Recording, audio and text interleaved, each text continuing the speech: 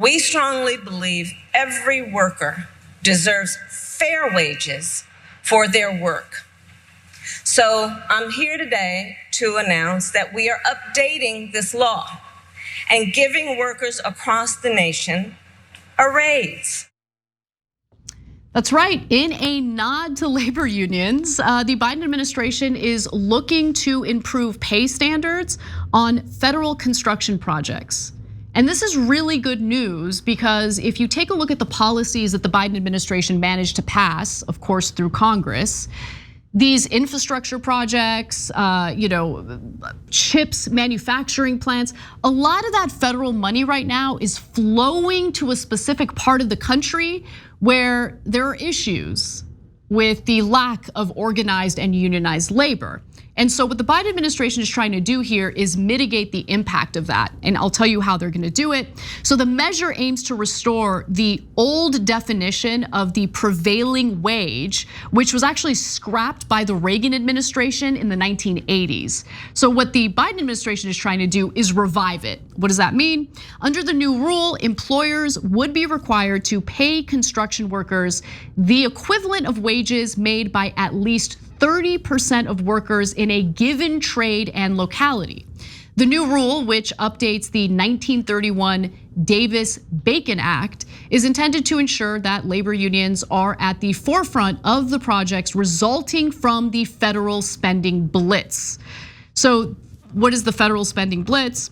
As we've covered on this show pretty exhaustively, the Biden administration managed to pass some watered down policies, okay, but the watered down policies include quite a bit of funding for important projects. That includes, the projects to manufacture semiconductor chips here in America.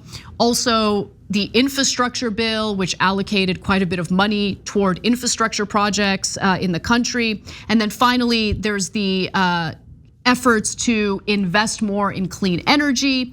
And so there are workers who are going to be impacted by that as well. And so the Biden Department of Labor's proposal basically has this Davis-Bacon rule include changes to enforcement, anti-retaliation provisions, and tools to hold contractors responsible for wage violations. It would explicitly include certain green job classifications under Davis-Bacon, such as solar panel and wind turbine installation. And so this rule was unveiled by Vice President Harris just yesterday. She was in Philadelphia in order to promote this. And I think overall, this is good news for a number of different reasons. So number one, any policy that seeks to improve the lives of workers, obviously I'm in favor of. I think that's the type of policy that the Democrats should be hyper focused on. I'm really happy to see it. The other good news here is that we're getting a peek into the Biden administration's political strategy here. And I think that if they keep going in this direction, they're getting the right idea, right? They're focusing on Bidenomics, which I was skeptical of, just keeping it real.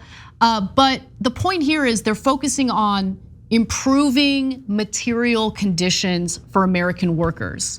That is something that will resonate with voters across the political spectrum. And that is a good thing. It's not divisive. It's something that actually has a real positive impact on people's lives. And if this is nothing more than a campaign strategy, I mean, great. As long as some people's lives get improved along the way, I'm all for it. And so let's take a look at where the federal money for these projects, the infrastructure projects, the semiconductor manufacturing plants, all of that, where is the money flowing at the moment? Well, funding from President Biden's Inflation Reduction Act has poured disproportionately into red states, with private developers of renewable energy projects seeking lower labor costs in parts of the country with non-union workforces. So the Biden administration's like, we want to make sure that the money flowing into the parts of the country where workers have the least rights,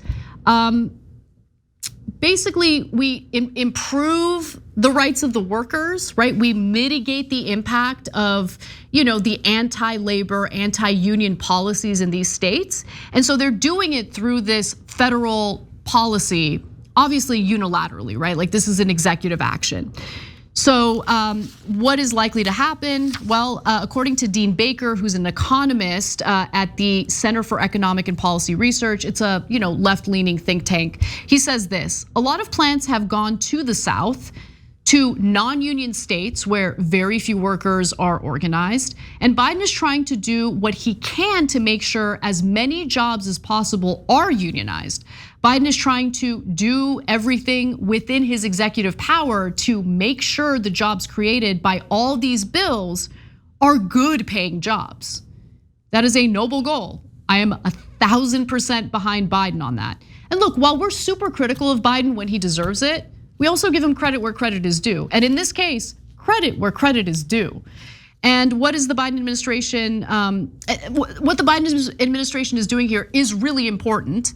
And also the new rule is viewed as a win for organized labor. North America's building trades unions has commended the administration's efforts, as has the United Association, which represents plumbers and welders, among others. Mark McManus, general president of the United Association, called Biden's decision a historic step. So look, he's actually putting his money where his mouth is, right? Biden has tried to kind of present himself as the most pro-labor, pro-union president in modern times. And it's not just rhetoric. If this really goes through, if this is really implemented, he's actually putting actions behind his words. But unfortunately, corporate interests are not happy about this. I mean, it's to be expected, right? And they're planning on fighting this through the courts. So the Associated Builders and Contractors could file a lawsuit to stop this as soon as this week. Ben Brubeck, who's the organization's vice president of regulatory, labor, and state affairs, said in a statement that the administration's decision, quote, illegally increases regulatory burdens on small businesses, new industries, and more public works projects. In fact, he said that the group will be forced to take appropriate legal action. And so if the Associated Builders and Contractors win in stopping the Biden administration through the lawsuit, understand what this means. Okay, I want you, especially if you're living in the South, to understand what this means, because this is really important to absorb. The Biden administration is trying to do something that specifically helps workers who are disempowered in parts of the country like the South. And then you have moneyed interests that represent corporations come in and say, no, we want to underpay our workers in the South. And we don't want the federal government to have any say over how we treat these workers and how we compensate these workers. So I really do commend the Biden administration for looking out for people living in parts of the country who typically don't even support the Democratic Party. I think that's the right thing to do. But for any Republicans who like to hate watch the show, just understand the real enemy here isn't the Biden administration, who's actually looking out for workers, construction workers in this case, who are underpaid and mistreated in certain parts of the country. The real enemy here are the moneyed interests who want to maximize their profits by paying as little as humanly possible to individuals who engage in sometimes literal backbreaking labor. With that said though, if upheld in court, it would be a step toward shrinking the wage gap between northern states, which have generally higher worker protections, and the South and Southwest, where contractors are more hostile to unions and reliant on a migrant workforce. The new rule is expected to particularly benefit workers in states like Texas, one of the deadliest places for construction workers, and other states lacking their own prevailing wage laws. And look, there is some good news because the Biden administration apparently wanted to cross their T's and dot their I's when putting out these new rules. They went through a few rounds of making sure that it would be upheld if they dealt with lawsuits. And so the Labor Department published its proposed rule more than a year ago. But the final rule was actually delayed by efforts to make it airtight against litigation because it has been held up in the Office of Information and Regulatory Affairs. So there is some chance that even with this upcoming assault from corporate interests, these new rules could be upheld through the courts. I don't want to get people any, false confidence or excitement about that. Who knows how the federal courts will rule on this? Who knows how the Supreme Court will rule on this? Should it get to the Supreme Court?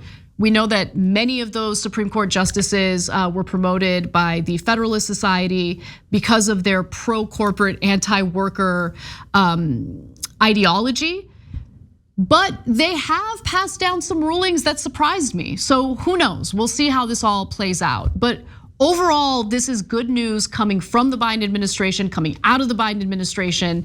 And when they do anything to improve the lives materially of ordinary people, they get props on this show. So props to the Biden administration. I hope that this is able to withstand some of the legal scrutiny moving forward. Thanks for watching The Young Turks, really appreciate it. Another way to show support is through YouTube memberships. You'll get to interact with us more. There's live chat emojis, badges. You've got emojis of me, Anna, John, JR. So those are super fun. But you also get playback of our exclusive member-only shows and specials right after they air. So all of that, all you gotta do is click that join button right underneath the video. Thank you.